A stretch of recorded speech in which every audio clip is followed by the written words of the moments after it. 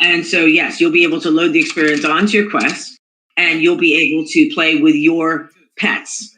I'm gonna share. I will share somewhere in here, wherever I can. Where's the chat or something?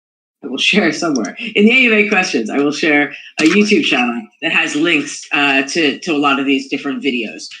And so, yeah, within there you'll see a link to the VR experience. The VR experience is meant to be a relaxing experience with your pet. It's not meant to be, failure conditions. It's low cognitive load. So they're doing things like being able to go fishing with your pet or painting with your pet. Kind of the vibe of like Animal Crossing in terms of just being super mellow. And because we think that would be compelling in a VR experience. And we'll be continuing to update and release new content for that VR experience, including new spaces that you can hang out with your pet in. So there's a room which is the same room from the Mimatron, which is this sort of very 80s vibe space. There's a lakeside area that we're building, and so I think both of those spaces will be available when we start bringing people in. But we'll be releasing more of those spaces as well. And in fact, we're going to look at treating those spaces as something that you could then sell off. You could mint and sell off those spaces to other people. I see. So in this case, like I'm looking at a video of the VR. So basically, the cat, like the cat itself, is going to be the core. But you're saying that there are a lot of things that you could do within the app. Yeah, you'll be able to have casual experiences in the VR. Things like fishing and so forth, mini games, as opposed to it being like a shooter or something hardcore. It's not a hardcore game experience. It's really focused on the sorts of experiences that we think Web3 want to have right now as we move towards a mass market. Right. So basically, you would have to build a lot of other things on top of this little game, right? So how does the roadmap going to look like?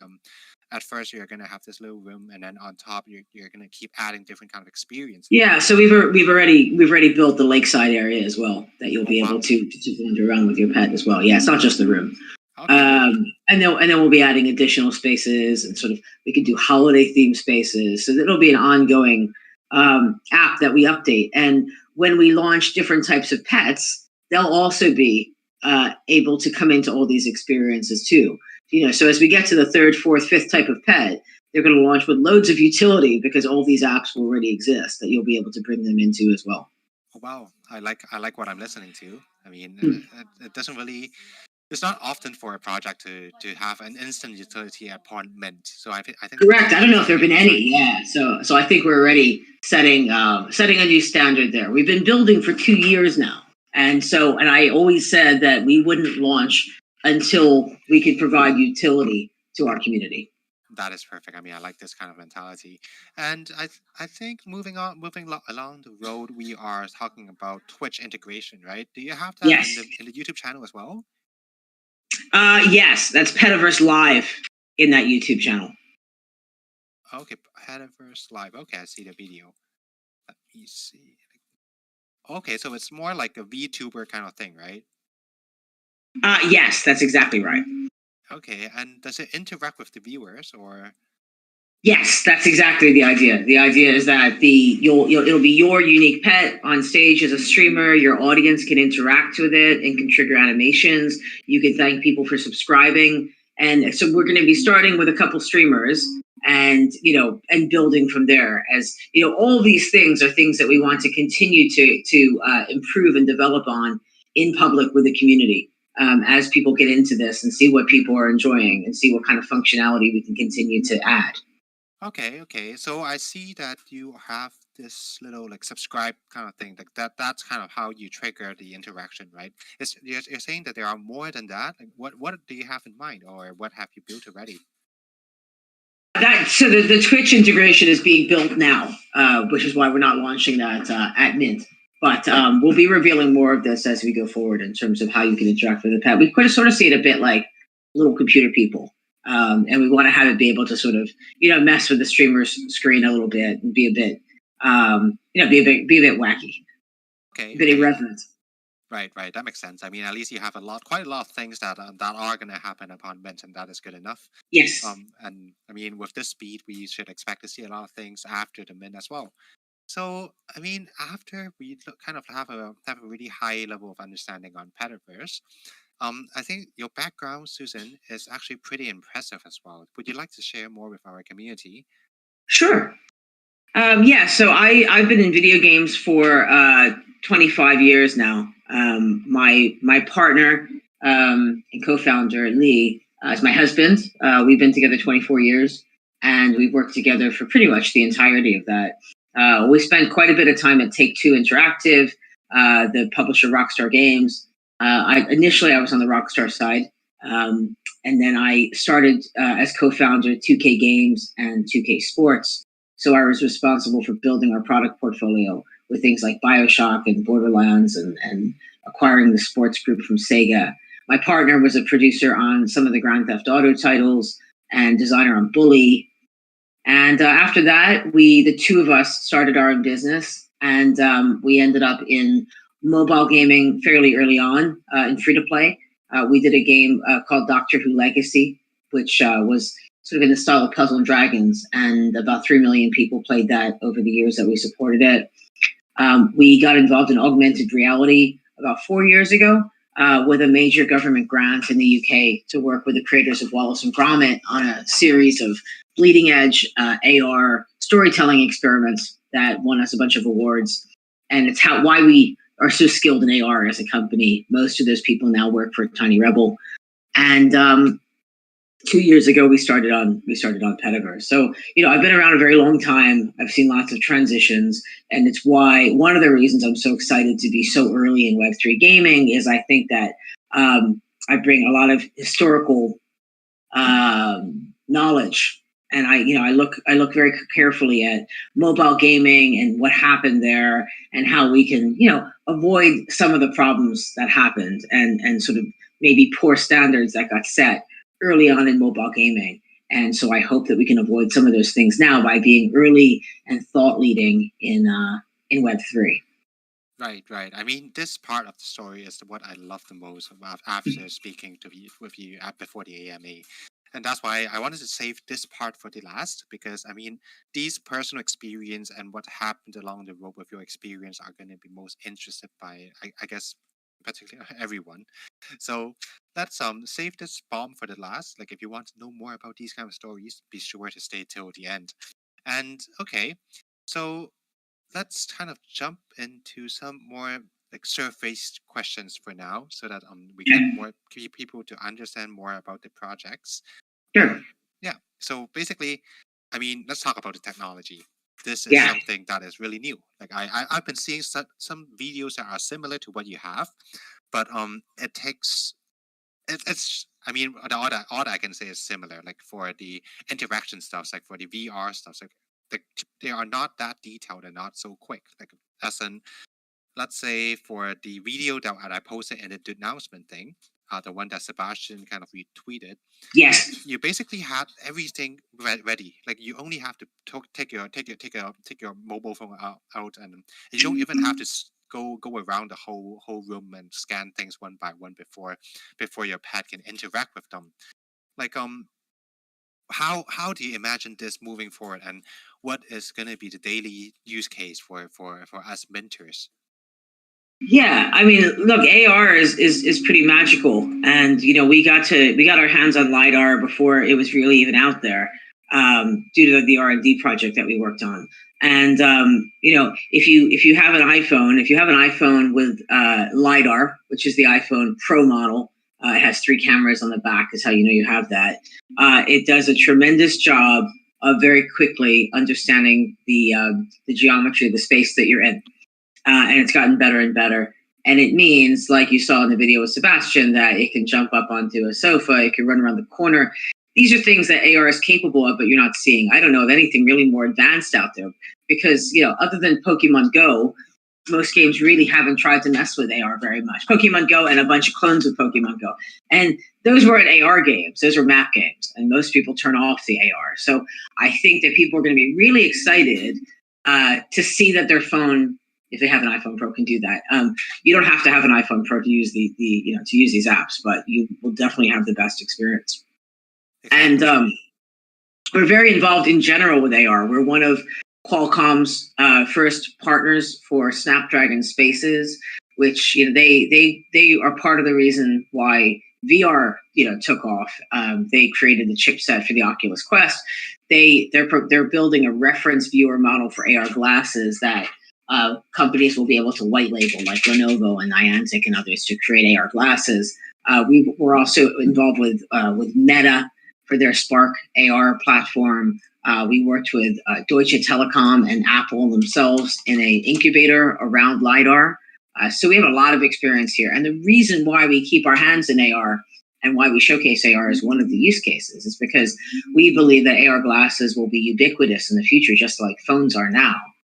And so we want this pet that you buy now to be just as relevant decades from now, when those glasses are capable of extraordinary things and higher fidelity. The way we've architected our project is that what blockchain the experience on doesn't matter. And that's important because decades from now, there are going to be new blockchains, potentially. And so we've built ourselves to be cross-blockchain. We're launching our first collection on Ethereum. I saw someone asking a question about that in the AMA channel. We're launching on Ethereum. But we will allow you to use your pet on any blockchain that Petaverse supports simultaneously without bridging it. It's a shared source of truth, the metadata, regardless of which blockchain you're on. And so that means that these pets can stay relevant, arguably forever. Secondly, the metadata describes a blueprint for the pet, but it doesn't insist on an art style. And so what that means is as fidelity moves on and as devices become capable of better and better visuals, we can continue to make the pets look, higher and higher fidelity. Also, it means that if you want to bring these pets into an experience with a different art style than the one that you see when you unbox your pet, that's fine. You can support the same blueprint with a different art style, like DALL-E would. And you could make the pet anime because your game is anime. So you can use our tech stack for free, but you can also fork away from what we've done and change the art style. And in fact, we do this. Our VR game has a different art style than you'll find in the Mimatron. And that's because of limitations of the Quest 2.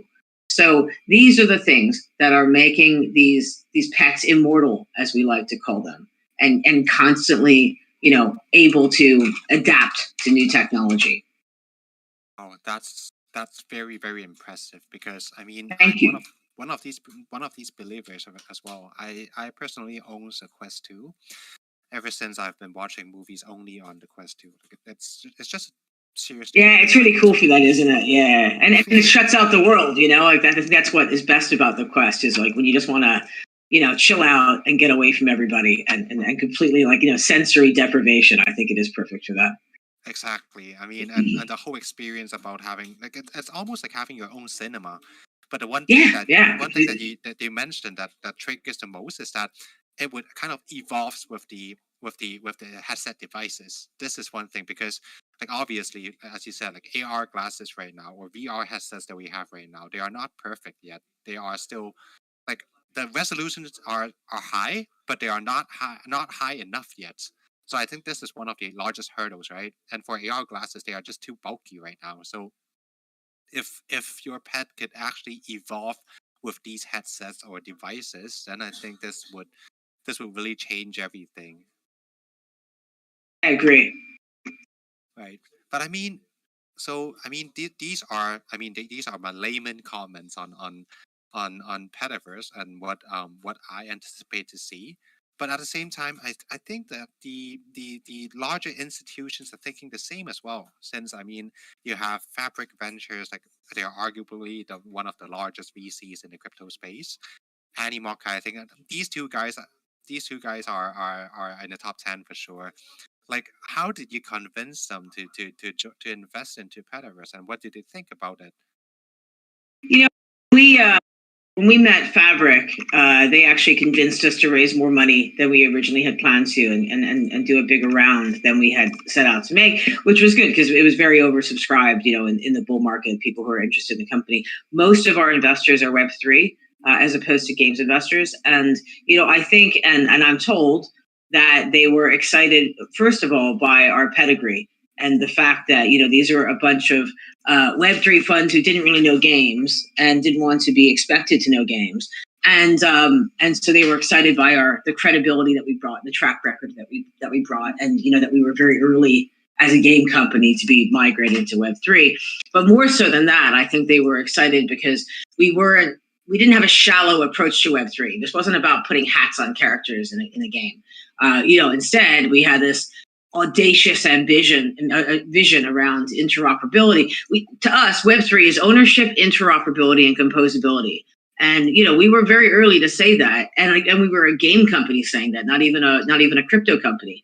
And so I'm told that was what excited Fabric. And Fabric was one of the funds that didn't jump on the bandwagon and scattershot approach to lots and lots of game companies. We were one of only 2 or 3 game companies that they invested in because they didn't have knowledge in that space. And so I think it's a really good indicator of how excited they were about us, that they jumped on board and took over as our lead investor. No doubt at all. I mean, I've been looking at the names and I was like, okay, Fabric, I don't, like as you said, I don't see them investing in a lot of games as well.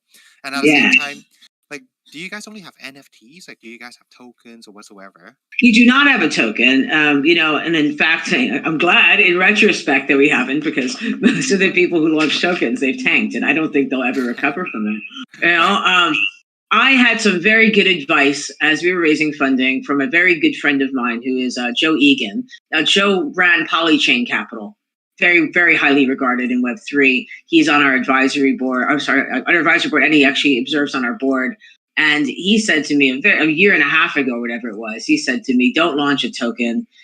Focus on your project, focus on your community. Your community can advocate a token if you ever decide to do that. And I think he was right. I think it was great advice, early great advice. And largely, I think you're seeing a lot of Web3 investors shy away from pushing the token thing as well. And in fact, we avoided any investors who wanted us to rush a token. We've always said we'll launch a fungible token if it makes sense for the project.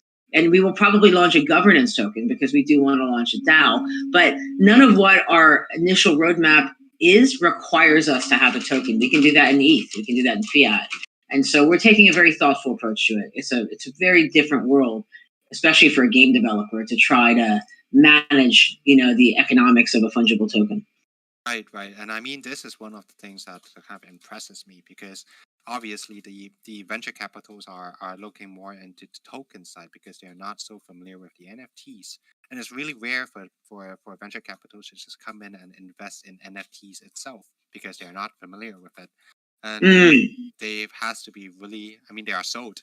They are so obvious. And at the same time, since you guys have Animoca on your cap table, and I'm pretty sure that you heard about the Mockaverse that they are launching soon.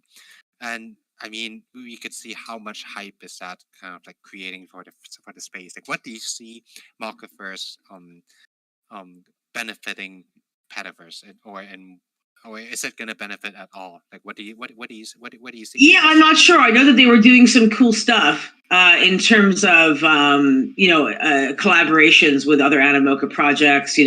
We hadn't launched yet, so we weren't able to take advantage of it. Animoca are one of my favorites of our investors. They were the very first to commit to investing in the company, in particular, Robbie Young has always been bullish on us because of our abilities in AR. And, he's a big advocate for AR in Web3. And, back when we were raising, he said a wonderful thing on an AMA, which was very pivotal in my thinking, where he said, for years, gamers have been renting their stuff. We need to position this as ownership, and how exciting it is to own your stuff and to realize that you've been renting it.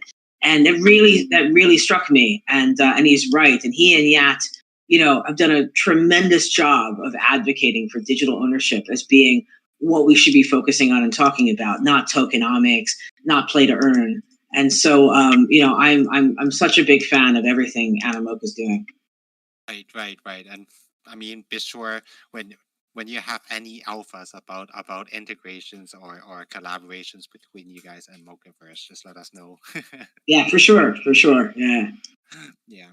So anyways, I am supposed to be having a call with the Mockaverse team that we've been setting up to try to talk about how we can collaborate together. I don't have any information on that yet, but it is something we're looking at. please let us know. At For least sure. let me know our announcement. Yeah, for sure. I guess that is something that everyone would love to know. Yeah. Anyways, so we are close to the community questions, but I guess we could save the last for the personal experience part, where I personally is the most interested about this part. So with all these things that you guys have done, I mean, I lived in Canada for a while. I mean, so as the North America as well. So I have heard about 2K games. It kind of shocked me that you are one of the co-founder of 2K Games, and I've been playing all these games that you guys have been working on, like Borderlands, Grand Theft Autos, these kind of things. We grew up with these kind of games, so talking to you is really something that is impressive. So what I wanted to know is that have these experiences helped you in this journey, and how did it help? I'd say, if anything, I'd say the biggest impact has been the obsession with detail and getting it right and getting it perfect. And the nice side effect of the bear market has been it's afforded us the time to get it right and to be really exacting. Like, for example, next week on Tuesday, in a few days, we're going to be revealing the PFP that you're going to get as part of acquiring a pet in the Petaverse. And because, we realize that that's an important part of avataring for Web3, is regardless of one of the main ways that people may interact with this project is changing their PFP. And so we spent a bunch of time designing that PFP and making it perfect, with our brand agency. And I remember saying, like, this is taking up so much time. I'm like, how many more times are we going to tweak this? And, and Darwin, he reminded me, and he said, when you were on Grand Theft Auto, I said, you know what, on Grand Theft Auto, it would take 100 screenshots at least to get to one screenshot that the marketing team was happy with. And he said, so that's why I'm pushing you so hard on this. And it's like, no, you're right. And that is where I come from. And so that fastidious focus on detail is something that's really important to me, and something that I definitely learned from my days at Take-Two, at Rockstar, and with 2K. Exactly. I mean, these kind of things are hard, especially for the gaming companies. I mean, people, even for myself, like I had to kind of like rush into listing our game onto different launchpad at different platforms, where we would have to submit different photos and stuff, which I was working on earlier today. But then the reason why I had to work on it again is that at first, since we were rushing it, I just had to like make some random screenshots and submit to those platforms. And obviously that didn't get approved by our company, so we just have to go back and do these kind of things. Like, if I do have these kind of experience of yours, I'm pretty sure I'm not going to make these kind of mistakes. But yeah, these are the lessons that you learn along the road. But yeah, so I guess I have took enough of your time. We should be moving on to the community questions. I mean, so sorry for. I mean, it's apparent that we have more questions than we have people in the audiences. I mean, it's 6 p.m. in Asia, so I guess some of them are not actually off work yet. But let's jump into the community questions, and sure. let you do the honor to pick 10 of it to answer. Yeah, sure. Let's have a look through. Well, I see that someone's asking about the supply. The only detail of the mint that we've definitively announced is that it's coming in February. We'll be announcing the date as soon as we get the thumbs up from QuantStamp, who are auditing the smart contracts.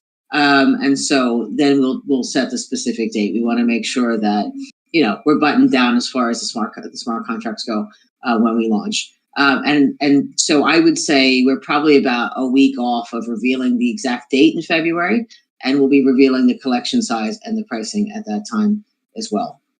So we're close to announcing that. We're close to wrapping up the whitelist, I suspect. And I also see a question about why we're launching on Ethereum. Now, this was a journey for us to get to that answer. Dapper is one of our investors. And once upon a time, when we were kind of focused on Nintendogs, we thought we were going to launch on Flow. And the more we dug in, and then the more the market shifted, and we realized that our product market fit right now is very Web3. Like the mass market is definitely not there yet. No one's ready for the mass market. And so we thought that because of the focus on this being your sidekick, it's like your avatar, we felt that needed the importance of Ethereum. We don't want this to be a trinket. And we felt like if we were on anything but Ethereum, that the perception of especially the PFP side of it would be diminished. And that's only one reason. Beyond that, the merge happened, and so the environmental impact went away as a concern in our head. Gas prices have come down dramatically since we started this project. So we were less concerned than we were before about the gas prices as well. And the transaction speeds just aren't important to us where it comes to this launch, especially considering that our strategy is around cross-chain compatibility. So if someone wanted to bring these pets into the sandbox, or sandbox we're close to, Sebastian's one of our advisors, you saw the tweet, that's on Polygon, that's fine. We can give you a passport to use your pet on Polygon in that experience, and thereby the transaction speed issues go away. This is about the pet itself and where the OG lives. It's not about where you can use it. And so that's yet another reason why we decided to launch on Ethereum. We felt that we were trying to position this as blue chip and establishing a new standard for what blue chip should mean and how much utility you should have with it. And no one's really, with the exception of DGods now moving to Polygon, launched a blue chip NFT anywhere other than Ethereum and Solana. And, we're kind of ETH maxis in a way. And so Solana didn't feel like the right choice to us. So, if Ethereum is, we felt like it had to be straight on the chain, as opposed to on, we have friends at all these blockchains. I'm trading text as we speak with one of the main guys at Immutable, who's a good friend of mine. We're good friends with Polygon. We're good friends with Solana. They all were excited about this project, and they all kind of wanted to be first. And in the end, we didn't take any grant money. We didn't make any promises. And instead, we're launching on Ethereum where we can't even get grant money. So I hope that shows how important that decision was to us. We walked away from a lot of money from other chains to launch on Ethereum where there's no one to ask for money, Wow, but that kind of interests me. Sorry to interrupt. So you're saying that some of their owners can actually cross-chain without the OG collection moving? Is that correct? So this is a big part of our strategy, is that we're launching on Ethereum, but our thesis here is that games and experiences are going to continue to exist on lots of blockchains. We've hardly seen any of them yet. The metaverses are largely empty at the moment. And so if eventually, you're playing some games on Solana, and you're playing some games on Polygon, and you're playing some games on Sui, and you're playing some games on Avalanche, whatever, that should be fine. You shouldn't have to move it. Imagine if Sony and Microsoft and Nintendo could all play nicely together, and obviously this isn't going to happen, but if they could, you could play Call of Duty and have one save file, and it would point to the same place. We think in blockchain, we can do that. And so we have a shared source of truth, the metadata, that this OG pet points to. And when we give you a passport to use it on Solana, it points to the same mutable data. Wow. And so that means it doesn't matter, right? It doesn't matter about the transaction times. That's the choice of the destination. It doesn't matter where it comes to the pet. Wow. And I think you kind of mentioned something. I'm not sure if that's going to happen, but something that you mentioned was that, let's say I'm playing Sandbox and I wanted to bring my pet over. Is this something that is in the roadmap, or is this something that's... Absolutely. Yeah. We're very close with Sandbox. We're also very close with Nifty Island. We're big fans of both products. And as soon as we get this mint out, we plan to work on how we're going to bring the pets into both places. Oh, wow. I mean, I have a pistol from Nifty Island, and I also have an avatar and other sets on Sandbox, so I'm looking forward to this. Yeah. And then another thing that we plan to do is the same way that we say you can reinterpret our metadata in different art styles, like voxels, for example, in Sandbox. We can also do that with other projects. So we plan to collaborate support for the other NFTs that you own in certain cases. So an example would be you could verify that you own a CryptoKitty, and we could create you a Petaverse pet that respects the metadata of your CryptoKitty, which you could then bring into other experiences. You can get a passport to use on other blockchains and reinterpret it and so forth. That's a big part of our strategy is to provide this same utility to other projects out there that don't have utility. We are, I think, one of the most purest where it comes to a Web3 ethos of everyone's a potential collaborator. We don't need to see each other as cutthroat competitors. Right. And are you going to charge for that, or is it just going to be free? Yes. So obviously you're minting a new pet, so yes. But this is on our roadmap, and we've been talking to the CryptoKitties team about this for a long time. It's one of the reasons why Dapper is on an investor of ours. I see. Wow, that is something. I mean, people are going to be dying for that. I think so too. Yeah, I think it's cool. I think it's really cool, and it's one of the reasons why we are offering our metadata as a open standard, because the more other NFT projects sort of collaborate with us and we all conform to a standard for what a blueprint should look like, the easier it is to do stuff like that. Yeah, 1 year ago, people are talking about Atsuki 721. Next year, maybe people are just going to talk about Petaverse metadata standards. Yeah, I hope so. Right. All right, so I guess we could jump into the next question.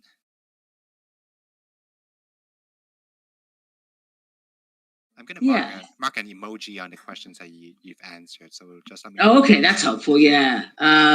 York is saying, why pets? Look, well, it's a few things. Pets don't freak people out. The mass market, where it comes to Web3, people get it. They don't see it as a scam. They don't see it as like Ponzonomics. Like, they understand that they loved their Nintendo, they loved their Tamagotchi, and they're forever trapped, and they weren't really theirs after all. And so it's a story that resonates. It's even a story that resonates with game developers. Even some game developers who are Web3 skeptics say, okay, I get this. Because you play World of Warcraft, there's like thousands of pets that you can have. It doesn't impact the gameplay experience. It doesn't break the game. And so people get it. Also, we think that the metaverses will be lonely places if we don't have a companion. And so I love the idea that, that these pets can live on, that they can be heirlooms that, your kids, your grandkids, their kids can inherit. And, so we get to start seeing NFTs as long-term investments, not just things to speculate with. And what's cool about that is that in the current world of short-term speculation and liquidity, you don't add value to the NFT as a holder. You sell it and you make a profit, but there's really no way for you to contribute and change that NFT for the most part. That can change, and that's the way MMOs worked. Is people created characters in MMOs. They played EverQuest or World of Warcraft. They built up their character, collected gear, put their love and time into it, and sometimes resell that account on eBay.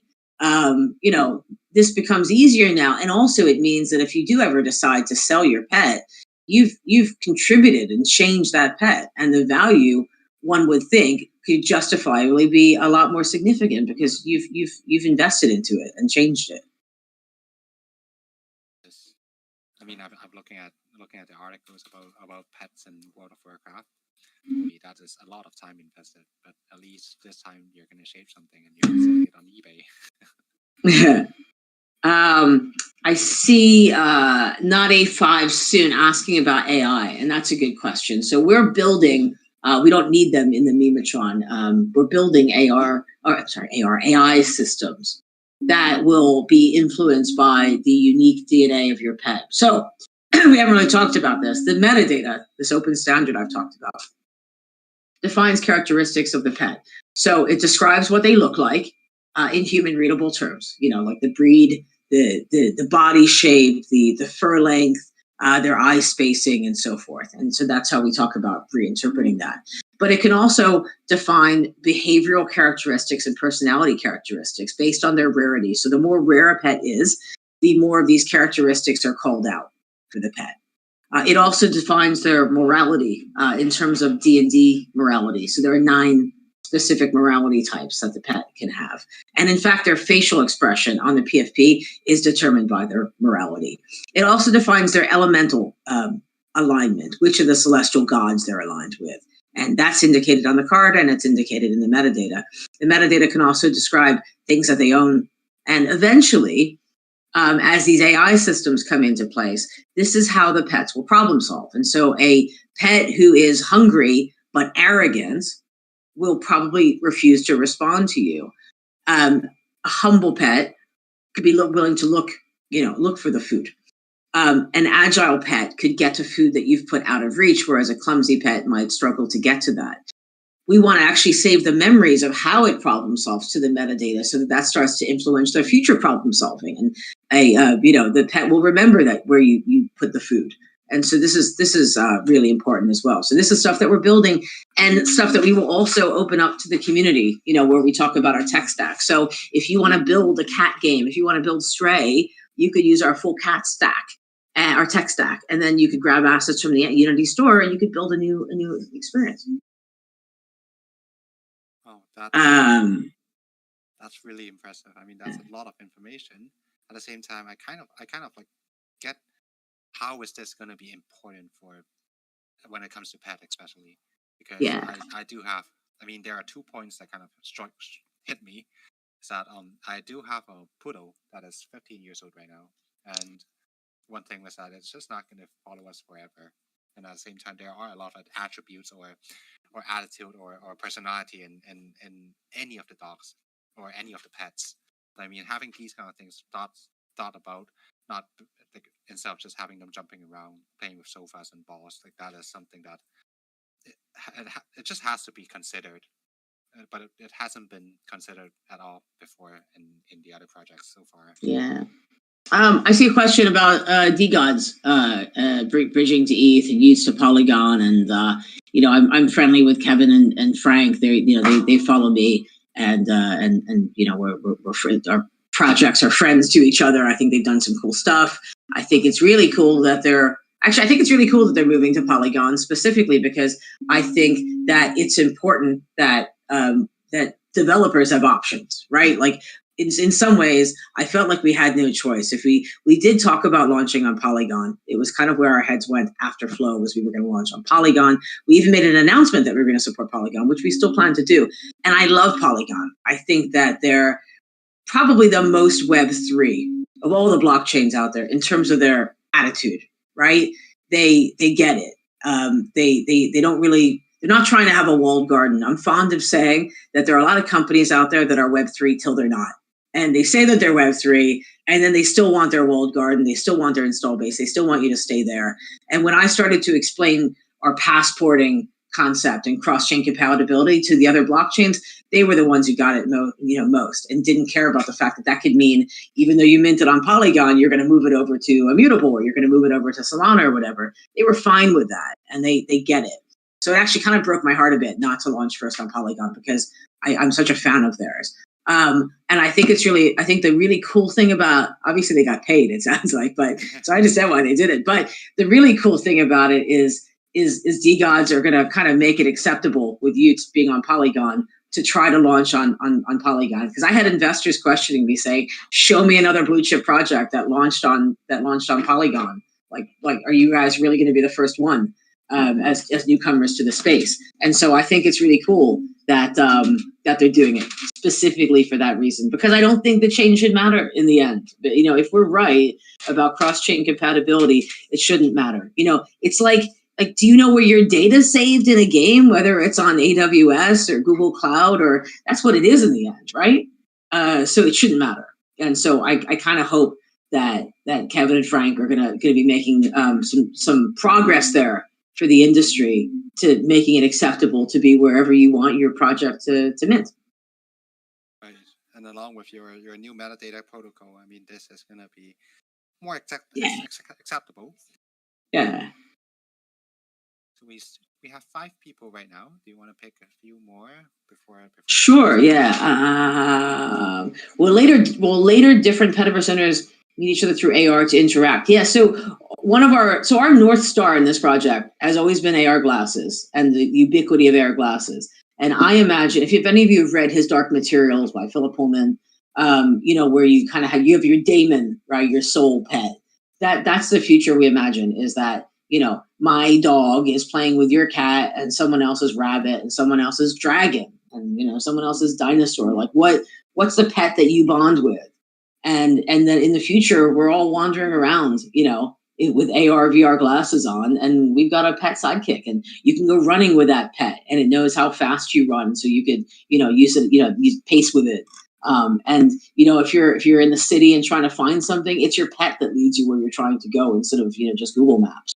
And so yeah, in the future you will be able to play multiplayer, with other folks. And that's this year we're hoping to add within these experiences, like the VR experience. There's a test that I shared on Twitter of someone like being a bit of a crazy cat lady, having like 15 cats running around chasing a laser pointer. I think that's the first thing you'll see, is the ability to have more than one of your pets out at the same time.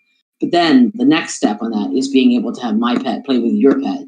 And then it's my cat play with your dog or whatever. And so, yes, that's all an important part of our roadmap.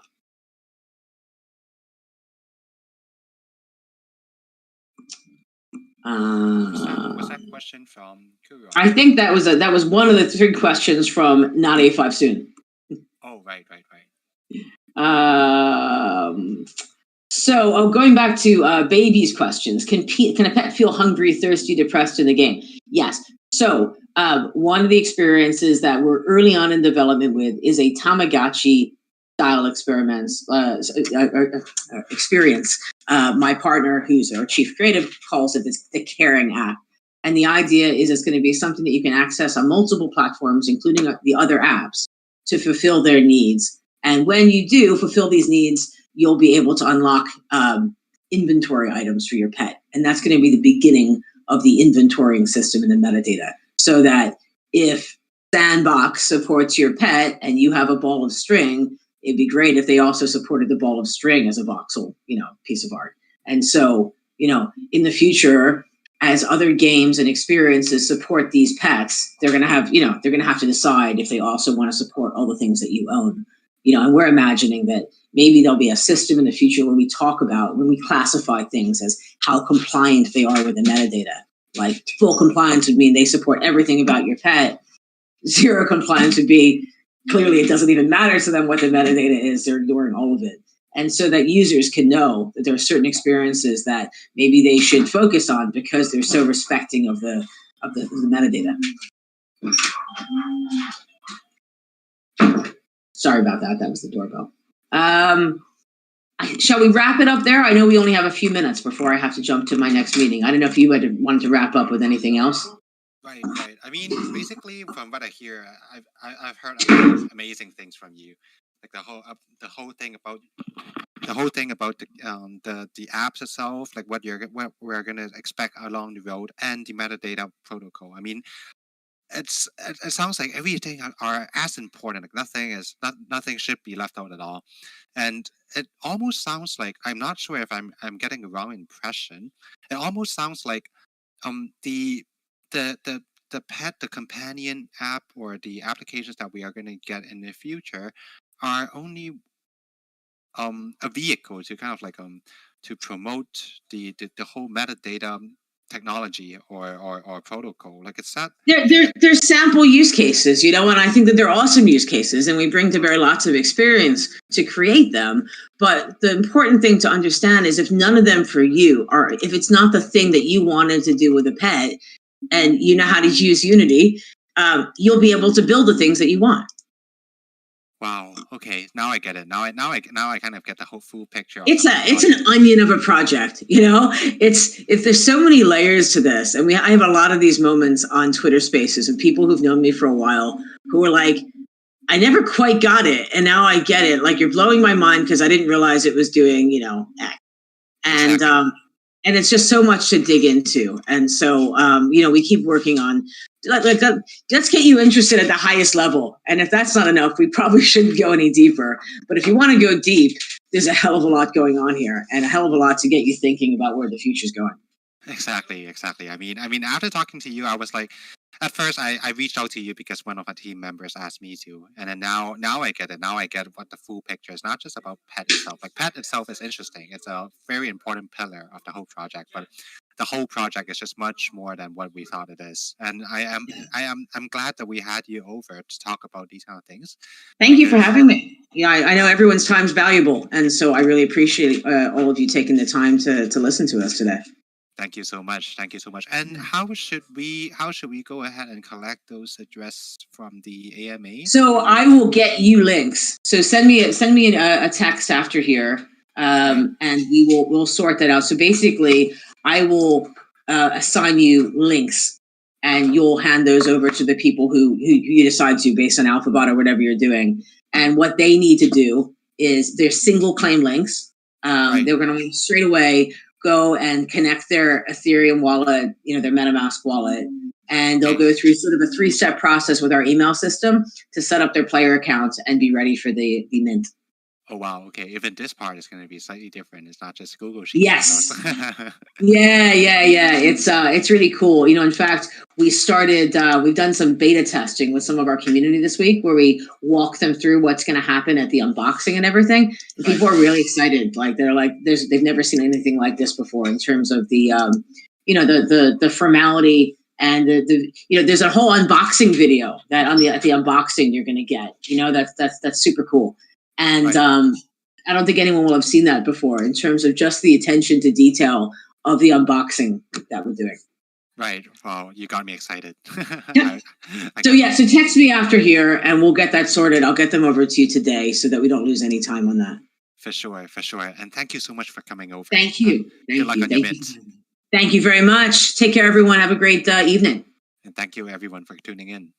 Bye. Bye-bye.